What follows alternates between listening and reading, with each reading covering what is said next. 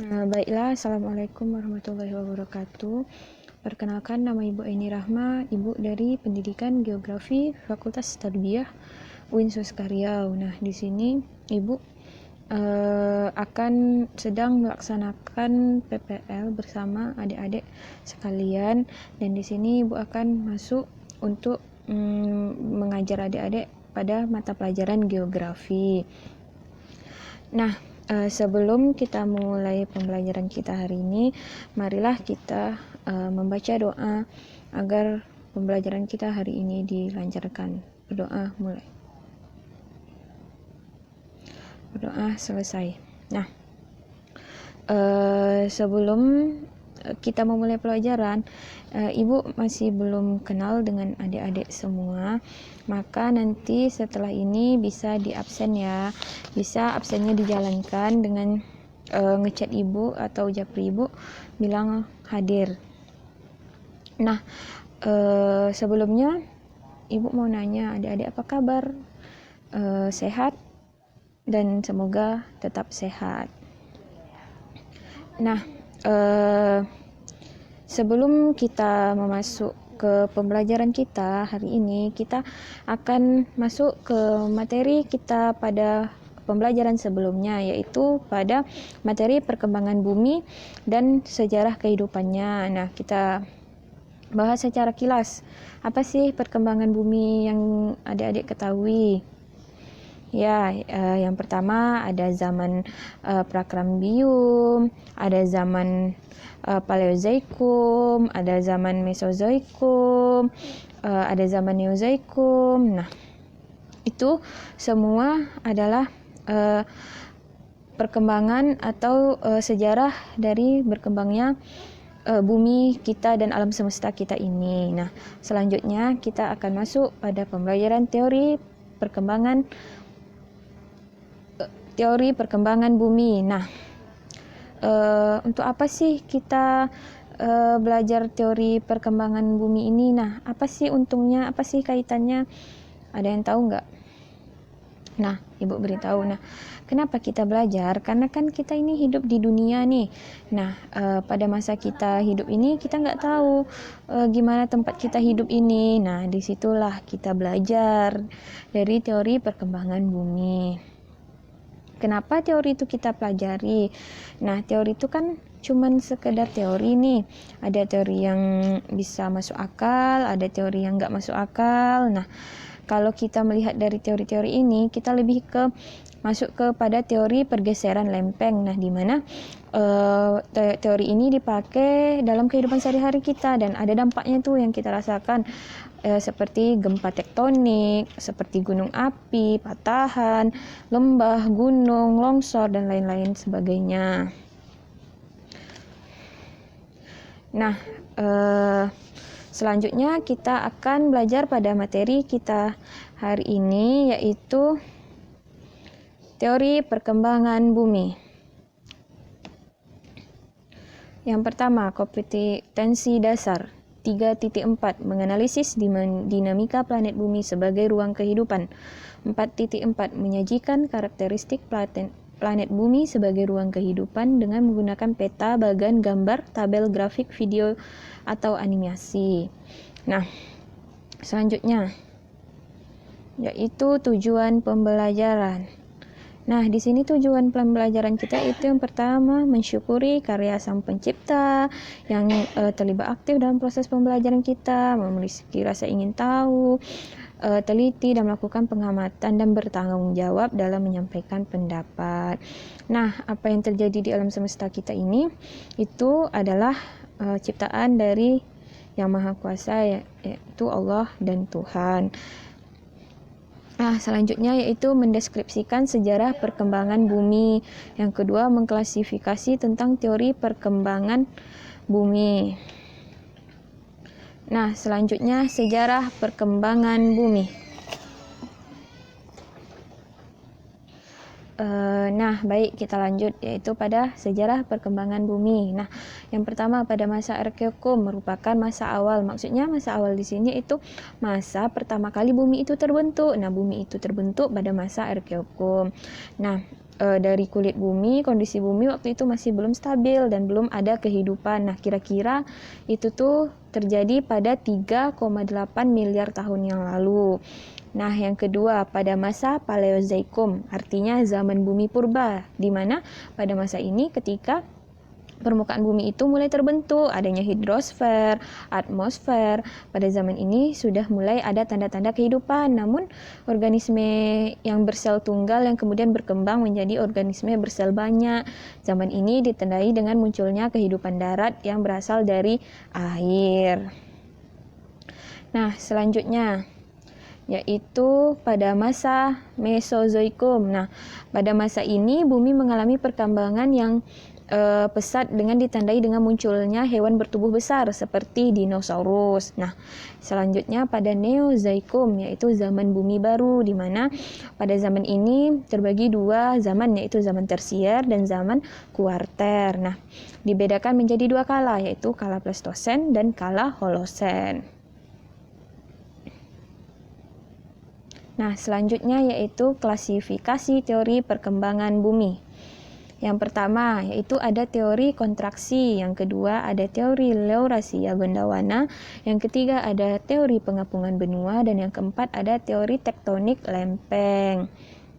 Nah, di sini ada teori kontraksi, yaitu menurut James Duigana dan Elie de Boutman pada tahun 1852 sampai 1874, di mana pegunungan adalah hasil dari kontraksi bumi secara bertahap.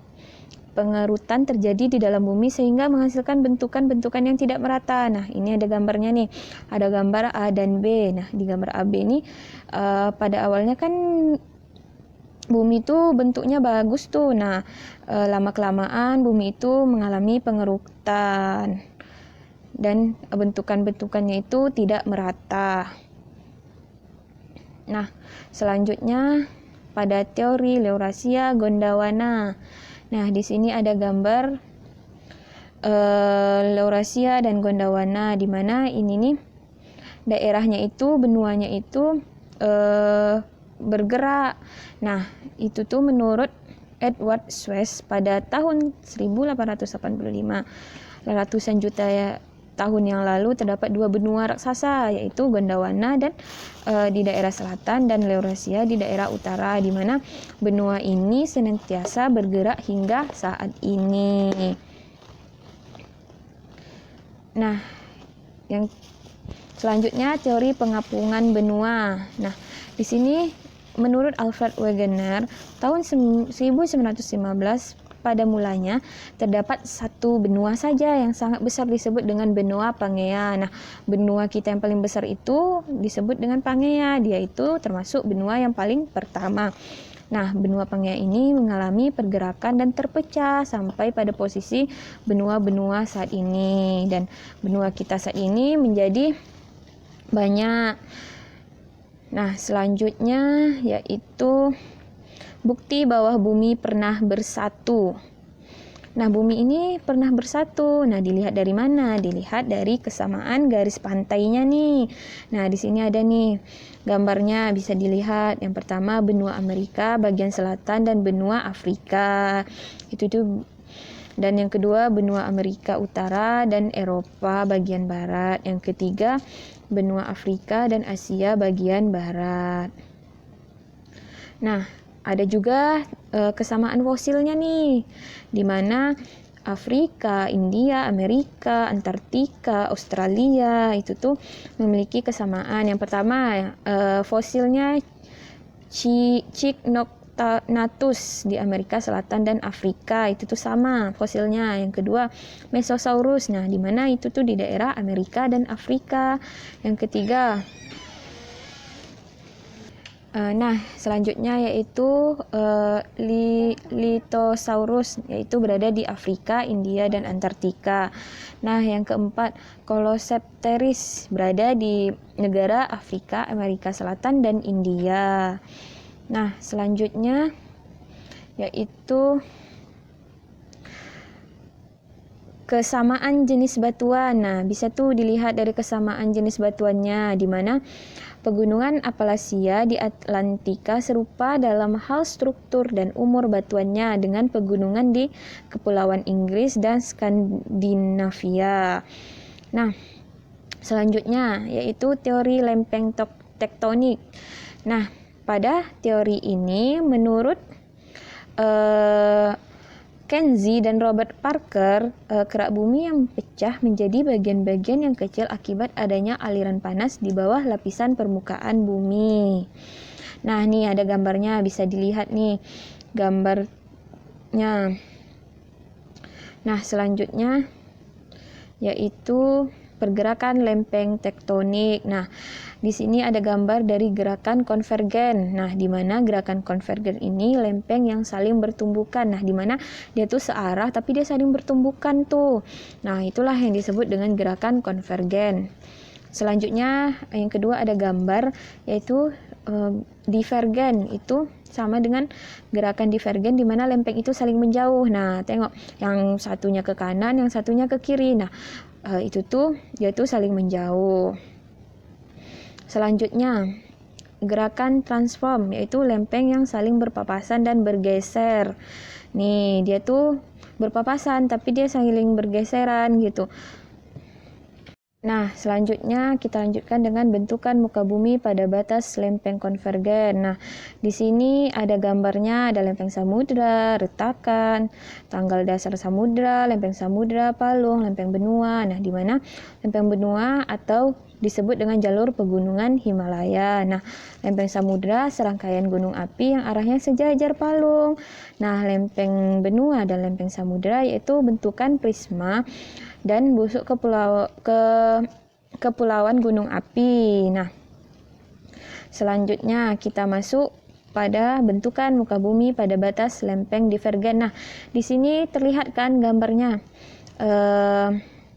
Ada gambar yang awalnya dia itu rata sejajar, nah lama-lama kelamaan dia mengalami pemekaran. Nah, ini lempeng benua yang mengalami pemekaran sehingga terbentuknya laut baru. Nah, dari gambar kedua dia mengalami pemekaran. Nah, pada gambar ketiga pemekaran itu sudah berlangsung dan terjadi.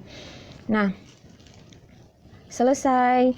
Nah, dari materi ini tentang teori perkembangan bumi, jika ada adik-adik yang kurang paham, adik-adik bisa tuh melihat video yang ibu share tentang teori perkembangan bumi, dan jika ada yang tidak paham atau tidak dimengerti bisa di japri bu, ditanya di WA apa yang kurang paham.